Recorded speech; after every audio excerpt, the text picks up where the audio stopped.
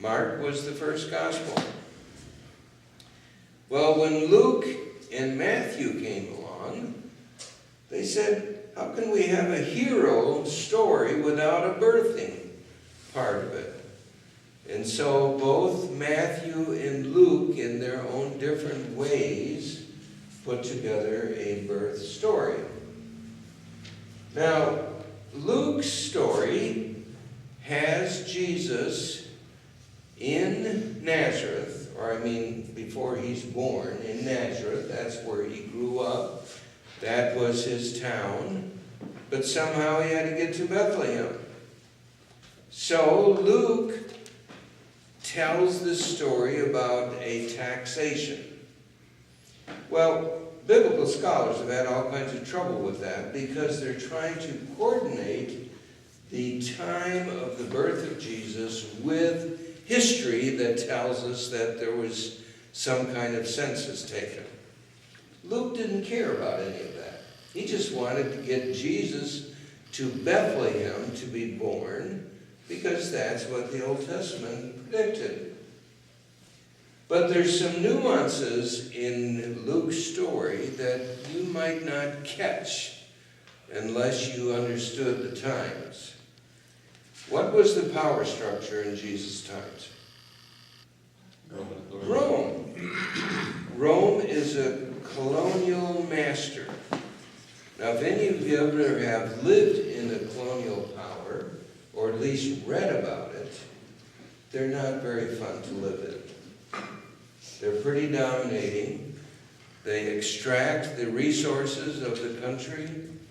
They oppress the people. That's what colonies are. That's what colonial countries are. And we have that history in our own country as well. So, at the time of the birth of Jesus, Rome was the oppressor, and Rome was ruled by Caesar. Well, how did Caesar get presented to the people? He was the Son of God. That was the rhetoric that was given about Caesar. And he was worshipped in that same kind of fashion. So Luke uses the same language that is used in royalty, but here is somebody born not in a royal palace, but in a cave, or at least so most people think. It wasn't so much a manger like you think of the barn that you have cattle and sheep in, but a cave where the animals were kept. It's the absolute opposite of what the royal saga of Caesar Augustus and the ruling power structure was about. Luke does this very intentionally at the beginning of his gospel because he wants to say this is the kind of person that Jesus was. Jesus was somebody who came not for the wealthy, not for the powerful, but he came for the poor. So one of the signals that Luke uses for this is the shepherds. How were the shepherds regarded in biblical times? It wasn't these nice little fluffy sheep that you saw in the picture there. They were looked down upon. They were in the hierarchical tier of things. They were right on the bottom because they mixed with feces of sheep and all kinds of other things that would not make them pure. And good culture was very much of a purity culture. You had to adhere to the purity codes to be accepted. So here it is, the shepherds who are the ones who get the announcement. The angelic host, the shepherds are the ones who are first told about the birth of Jesus, and we hear it from the shepherds. If they kept their mouths shut, we wouldn't have heard about it. The shepherds tell the story. So in Luke's story of the birth, there is almost an upside down kind of character to the birth story. But let's just think a little bit about birth. How many of you have been privileged to witness a birth? Some of you have had a birth.